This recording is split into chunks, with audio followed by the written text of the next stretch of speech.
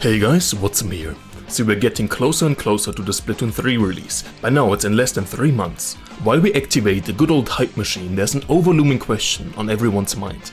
Will Splatoon 3 live up to its expectation and blast us away, or will it disappoint us?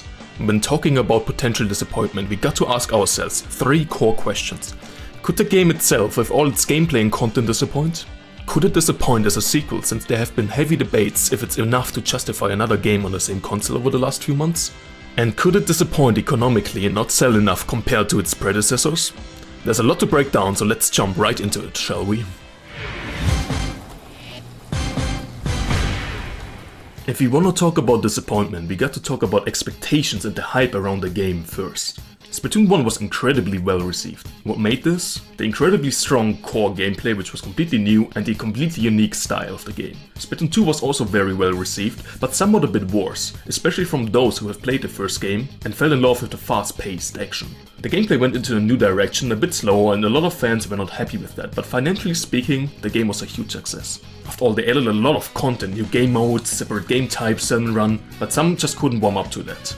With the first Splatoon 3 trailer shown out of nowhere, it generated a lot of hype. We've seen tons of new specials, which look way more fun than in the second game.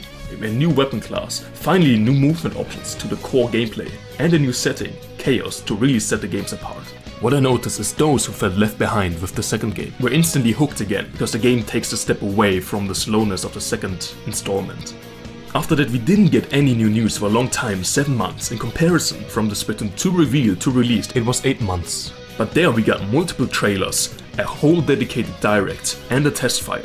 At least the second trailer was convincing again, with more focus on the single player, which seems completely new and unique again, and the gameplay kind of confirmed the impressions the first trailer left. But after that again we had a half of a year with basically no new content. And then when the third trailer, the Salmon Run trailer, dropped, which actually looked exactly like Splatoon 2, a lot of people felt very disappointed and underwhelmed, heck, me included, because we were basically starving for new content at this point, and then it looked like we just get the same of the old.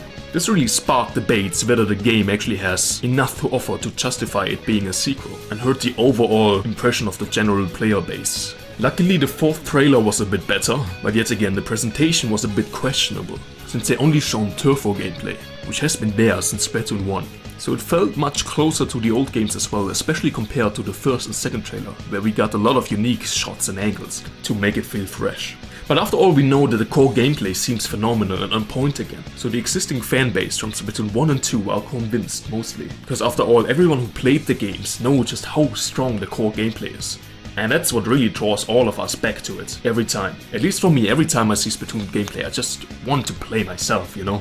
And to be honest, Splatoon's growth over the years have been mostly due to people just talking to each other how fun the core gameplay is. And to this day, we still see constant growth of the community. They would really need to screw up the core gameplay for the existing player base to be disappointed. And at this point, this is pretty unlikely from what we've seen. But then again, not everyone has played the game, and not everyone knows how good the core gameplay is. And to top Splatoon 2 as the best-selling game so far in the series, it needs to generate new interest and new players, and to be honest, so far the marketing has been very underwhelming. The overall gaming community has the impression that it's nothing new, and we only got 3 months to release, so they got to do a big campaign to change that image. They have to have new outstanding trailers, an own dedicated direct, and lots of test fires for people to actually try out the game to convince them how fun the core gameplay actually is. By now we know that the core gameplay is on point again, and we get more and better content than ever before. That should convince, but that brings us to the other debate that has been going on for a couple months now, whether the game is actually enough to justify it being a sequel. Like I said before, everything else is bigger and better as well in the game. We got all modes coming back, we got the standard multiplayer, we got the single player with a completely new campaign, salmon runs coming back, tons of new gear, and a whole new aesthetic with Chaos. Even all the old weapons are back, plus some more. Completely new maps, new sub-weapons, new specials for a new feel, and finally adding new core mechanics to the core gameplay, the squid roll and the squid search. So what else do you want? You can't eradicate the core gameplay identity and the style of the game as well. Just look at Mario or Zelda, or even games like GTA, where you just get the same core gameplay, enhanced, with a new setting, new environments, everything all around new, and no one has ever questioned the existence of those sequels. This debate most likely stems from it being on the same console as its predecessor, because Nintendo in Recent memory barely does this with multiplayer titles anymore. See the Mario Sport titles, for example. But Mario and Zelda is fine. I mean, just look at Breath of the Wild 2 on the same console.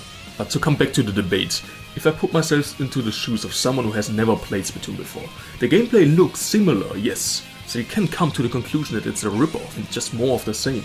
But then again, we just get everything more, even new events like the Splatfest, which is a huge selling point for a lot of people, and also constant updates long after the release of the game. I seem to notice that the general gaming community, or at least the shooter community, looks down at Splatoon a little bit. Maybe it's a bit baffled by its success. People might just be jealous that their hyper-realistic war simulation sells less than this colorful shooter. So keeping that in mind, it doesn't surprise that some might badmouth the game after a new trailer shows an old mode with a similar playstyle. And some people might still believe that the game needs to be super realistic in order to appeal to the mainstream and sell insanely well like the Splatoon series did.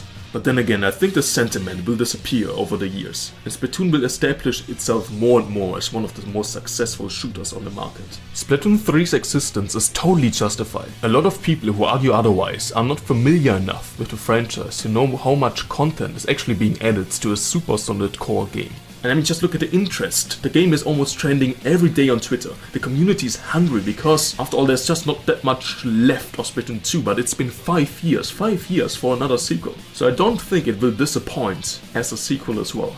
We even this time get all the weapons from the start. So it even trumps Splatoon 2 in this aspect, which even had less weapons than its predecessor on release.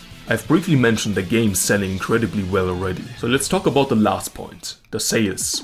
Splatoon 1 has sold 5 million copies on a console which has only sold 13.5 million units, which is more than a third of its player base having purchased the game. It resurrected the third-person shooter genre, which had its high during the PS2 era which I grew up in, and showed us a unique, fun and never-seen-before gameplay twist, an appealing style and presentation, so as a new IP that has never been there before, it could barely be more successful than that. The second game is closing in at 13.5 million units sold on the Switch, which has an install base of 110 million units, which is overall an insane jump, more than double, almost tripled. It narrowly misses the top 10 of best-selling games on the Switch, but it has established the franchise as one of the big four for Nintendo, besides Mario, Zelda and Animal Crossing. Way more people had the chance to try out the game compared to the Wii U, with the Switch having a higher install base. But then again, if you compare the sales of the game to the other big shooter franchises on the market, like for example Battlefield, who has peaked at 15 million 11 years ago, and the second best at only 9 million units sold. It's insane to talk about Splatoon's numbers that it sold.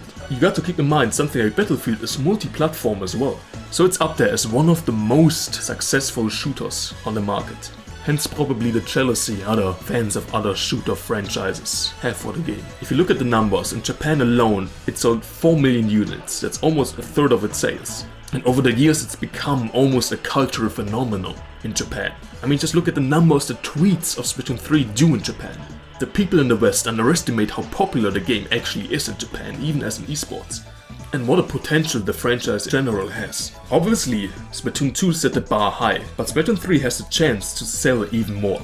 After all, the console has sold insanely good and the time frame of release is even better than Splatoon 2's, with barely any games overshadowing it. The next few weeks with an upcoming direct will be crucial for it to sell even more than Splatoon 2, which, if it would do that, would make it a huge success. If it sells less, which is likely, you could make the argument that it's disappointing, but if it hypothetically sells 10 million units, it would still be a ton. So could you call it a disappointment then? After all, you got to remember that a franchise can't grow forever. But to be honest, talking about the sales of the game, this is where it could disappoint the most.